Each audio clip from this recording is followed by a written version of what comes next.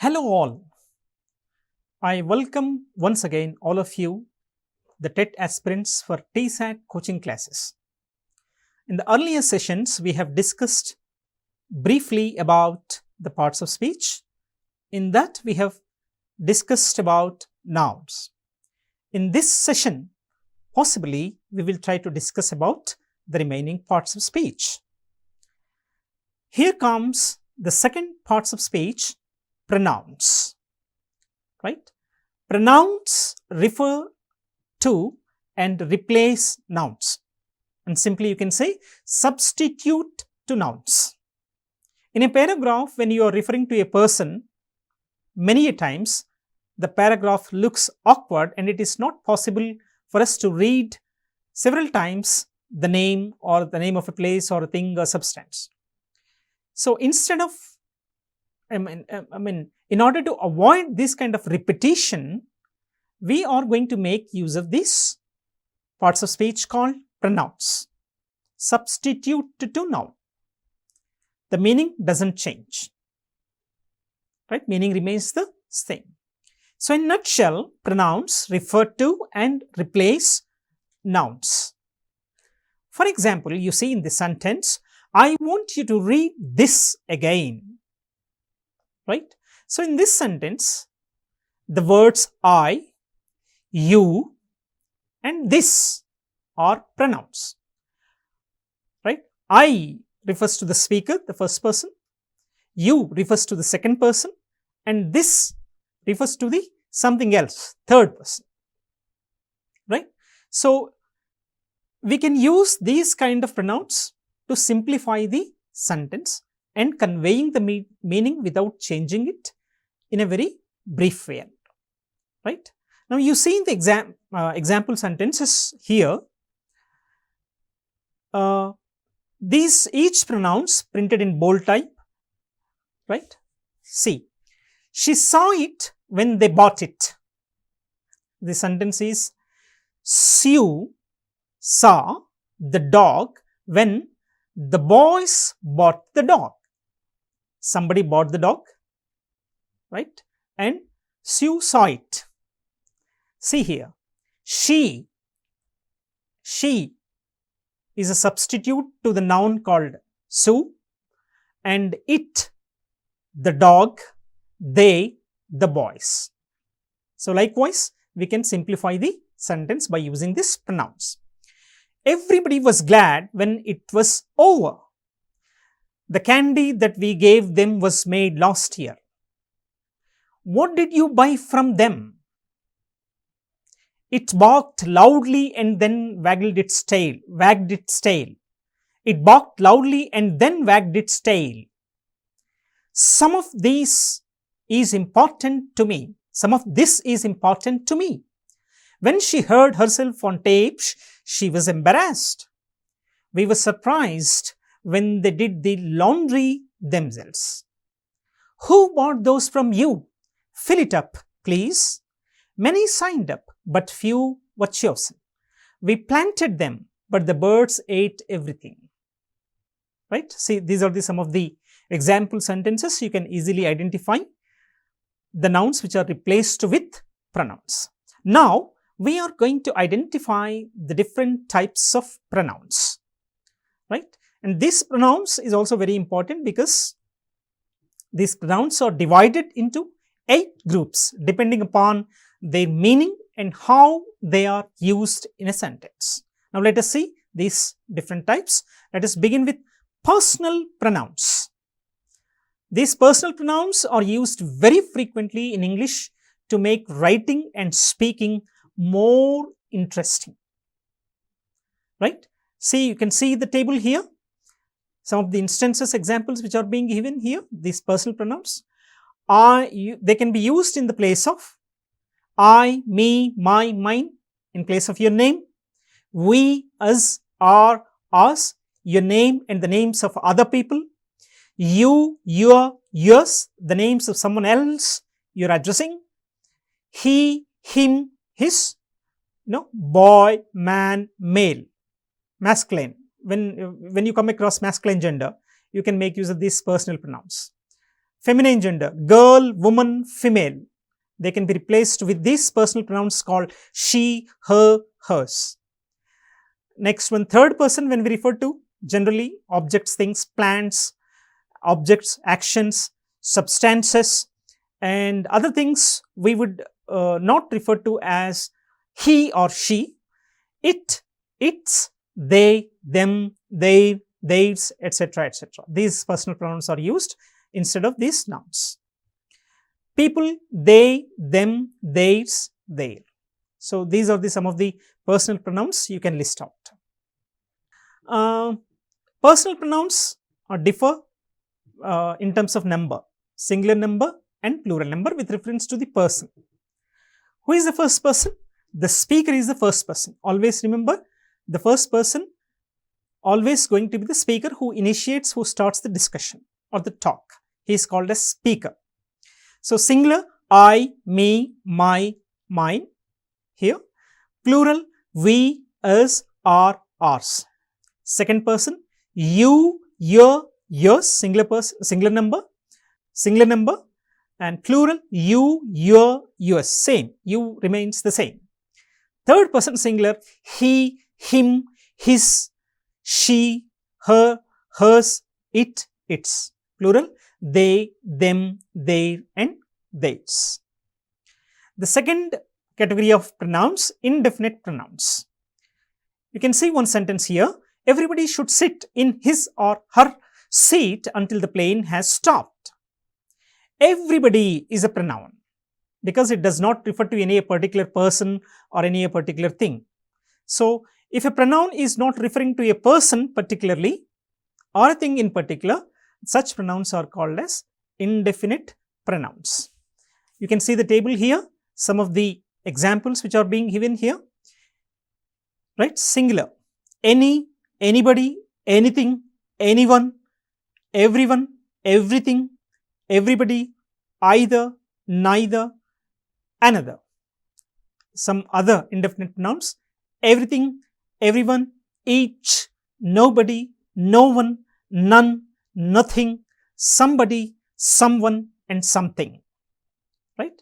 And a few indefinite pronouns are plural. You can see them in this table. Several, all, both, few, some, and many. So these are some of the examples for indefinite pronouns. Now we'll move on to the third category of pronouns, that is demonstrative pronouns, right? This very small group of pronoun is extremely useful in making clear sentences, right? We often make use of them, right? These demonstrative pronouns also have singular and plural number. Singular this, plural these, singular that, plural those, singular such, plural also remains such, right? Use this and these to point out something close to you. Use that and those to refer to things that are farther away. This is the thing that you have to remember. Use this and these to point out something very near to you or very close to you. Use that and those to refer to the things which are not very near to you, little far from you, farther away from you. The word such can be used both either singular or plural. Example here you can see, such a horse is hard to find, singular. Such a horse is hard to find. Such horses are hard to find. This is plural.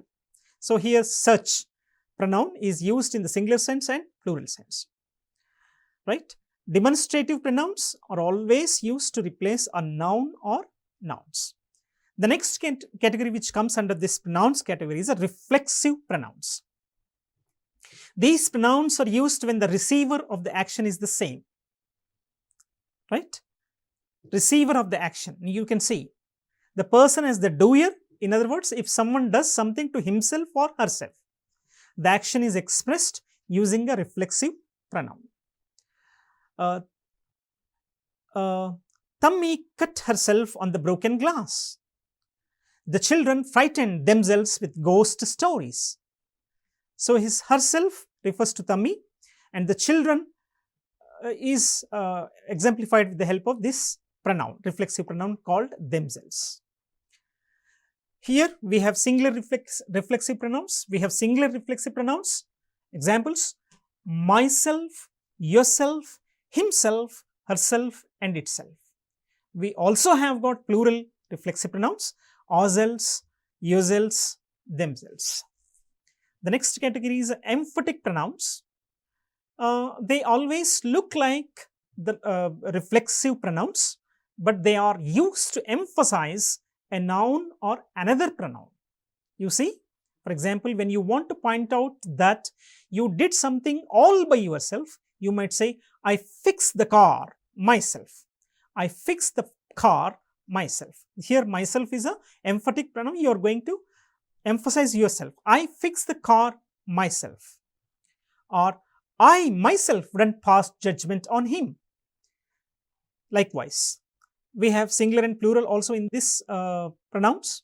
Singular emphatic pronouns: myself, yourself, himself, herself, itself. Plural emphatic pronouns: ourselves, yourselves, and themselves. Examples you can say in this sentence: you yourself are better able to answer that question. They arranged their trip to Canada themselves. I inspected the tree itself before deciding it was dead. Something like this. The next comes reciprocal pronouns. There are only two reciprocal pronouns: each other, one another. Each other, one another. Now we can see them in the examples, the given below. Example: the friends started listening to each other and their relationship improved. The friends started listening to each other and their relationship improved. Right? Listening to each other. Second example: she taught her children to help one another. She taught her children to help one another. So here one another, each other, these two are considered to be as reciprocal pronouns. The next category is an interrogative pronouns. When you ask a question about someone or something, you often start with an interrogative pronoun. No? There are certain examples which are given here: who, whom, whose, which, what. These are considered to be as interrogative pronouns. Examples being given here: who is going to dance next week? Whom will you ask about the schedule? Which do you like best, CD or tapes? What are you going to wear tomorrow? See here, who is going to, whom will you, which do you, what are you? All these sentences are going to begin with WH sentences, which refer, you are going to ask for something, some information. So such pronouns are considered to be as interrogative pronouns. Right? You will see these words who, whom, which, that in many sentences, if they are not used to ask a question, they are not interrogative pronouns. If they are not meant for asking for some information, be careful, they are not considered to be as interrogative pronouns. One example is being given here: the man who lives there recently walked to Delhi. Here, the man who lives, here who is not used in the sense of asking for some information. So it is not an interrogative pronoun here. The man who lives there recently walked to Delhi. We saw the boat which was damaged by the whale. Here, which is also not used in the sense of asking for some information. So these two, in these two contexts, are not from the interrogative pronouns perspective. Relative pronouns, the next category is: relative pronouns are used to insert special grammar structures called clauses into a basic sentence. Right? This is something, little deeper, but we'll try to have a little glance over it. The term clause really means extra bits of information in a sentence expressed in a special way. Some of the examples which are being given here for relative pronouns, you can see relative pronouns: who, whoever, whom, whomever, to refer to people; which, to refer to things; that, to refer to people and things. Example sentence is given here: the man who is wearing the red shirt just robbed the bank. The man who is wearing the red shirt just robbed the bank. The teacher whom you met trained in France. The teacher whom you met trained in France. I saw the television program which was banned in the States. I almost forgot that it was your birthday. The driver that stopped didn't get a ticket. The driver who didn't stop got a ticket.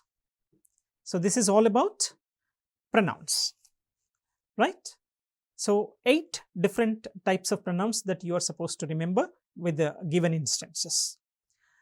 The next parts of speech which comes to our mind, and the very, very important parts of speech is verbs, right? Because in a sentence, verb plays a very, very important role. What action is being carried out in the sentence is told by the verb itself. You can write sentence without a noun, without a subject, without an object, but you cannot write a sentence without verb. Verb is considered to be as a nucleus part of the sentence, right? If you study very carefully verbs, you will be able to learn English. You will be able to learn English grammar pretty easily, right? So we'll get into this verbs discussion. The third parts of speech is verb, one of the main parts of every sentence, as I told you already, right? And sentence is not a sentence without at least one verb, whether it is a simple sentence or a complex sentence or a compound sentence. Without verb, we cannot make sentence, right? And what is the duty of the verb? What is the function of the verb? Verb usually tells us about the action which is carried out in a sentence. These verbs are found in the middle of the sentence. How you will be able to identify them? Generally, usually, these verbs are identified in the middle of the sentences, right? Verbs may consist of one word. Verb or verbs can change their form to tell about actions taking place in different times. That's what we call as tense. Verb with reference to the time of action took place, this is called as tense. In the coming session, we are going to do this tense in detail. See here some of the examples, right? The pitcher threw the ball to the catcher. The runner flew down the racetrack. The farmer used all the water in his pond. The dog was chasing its tail. See here, threw, flew, used, was chasing. These are the verbs. Now, like we have discussed different types of nouns, different types of pronouns. Now we are going to discuss something about different types of verbs, right?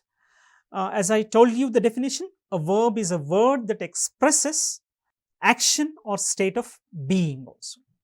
So in that category, the first verb category that comes is a action verbs, right? Most verbs which we use in our oral discourses and written discourses are considered to be as action verbs. They show that something is being done, something is being carried out, or that something is happened, or something has happened. Happening or happened or will happen. Okay. So these action verbs refer to actions that can be observed with the 5 senses, such as the children run after the dog, the horse jumped the fence, the rose grew very quickly, he caught the ball easily, she drives very carefully when it's snowing, something like this. We can observe with all of 5 senses the actions which are being carried out in these sentences. Ran, we can see, jumped, we can see, grew, we can see, caught, drives, all these things, right? The important points which we can discuss about the action verbs may also show mental action that cannot be seen or observed. Both the things. We can see them with 5 sensory organs, that's what we, 5 senses, may not be also. She thought about what she had done. She thought, only it is related to brain. They realized their mistake. Realized, we cannot see, we cannot observe. That accounted for his absence. Accounted, we cannot see or observe. David decided, we don't know, we cannot see or observe it, decided to move to Woodstock. You can guess the answer. Trish really loves her husband, something like this. Okay, state of being verbs. A small number of verbs express a state of being. This is called non-action verbs. These verbs are called as non-action verbs, sometimes called linking verbs or copula verbs. They show that something or somebody exists. Now you see, I am here. We were scared. You are hungry. You will be successful. John is tired. They were unhappy. Sherry is an accountant. He was a good friend. The dog was friendly. So these types of verbs are called as linking verbs or copula verbs. These show that something or somebody existing. The list you can see in the table, a list of non-action or linking verbs which include am, is, are, was, were, be, been, being, right? Have been, has been, had been, will be, become in all forms, will have been, seen. So these are the some of the linking verbs, right? Am, is, are. These are also called as be forms. Am, is, are, was, were. Be, been, being, have been, has been, had been, something like that. Apart from this, you also have will be, right? Become, seen. These are all considered to be as linking verbs. These are also called as non-action verbs. Words that can be used as helping or auxiliary verbs: has, have, had, would, could, should, may, might, must. This is another category of the verbs considered to be as auxiliary verbs or helping verbs. Has, have, had, would, could, should, may, might, must, can, am, is, are, was, were. Never say was, that is VASE. No, this is was, were, has, have, had, shall, will, do, does, did, done is also there. Have been, has been, had been, am being, or being, is being, was being, and were being. The other category of the verbs which we come across is irregular verbs. As you may have noticed, some verbs form their principal parts changing their spelling, right? If you come across the verbs such as, they are called as irregular verbs. There will be slight spelling change in it. Not only spelling, the pronunciation also gets changed. See here, throw present tense, threw past tense, past participle is thrown, throwing is present participle. So there is a spelling difference in these 3 words. So such type of spelling differed verbs are called as irregular verbs. Some of the examples are being given here. There are many, but I have given you a few of the examples here. Feel, felt, felt. Spring, sprang, sprung, springing. Feel, felt, felt, feeling. Present participle is not being given here. If you wish to learn them, you learn them. Ring, rang, rung, ringing. Drink, drank, drunk, drinking. Bring, brought, brought, bringing. Burst, burst, burst, eat, ate, eaten. Rise, rose, risen, rising. Raised, raised, raised, raising, swim, swam, swam, swimming, cut, cut, cut, cutting, right? Lie, lay, laid,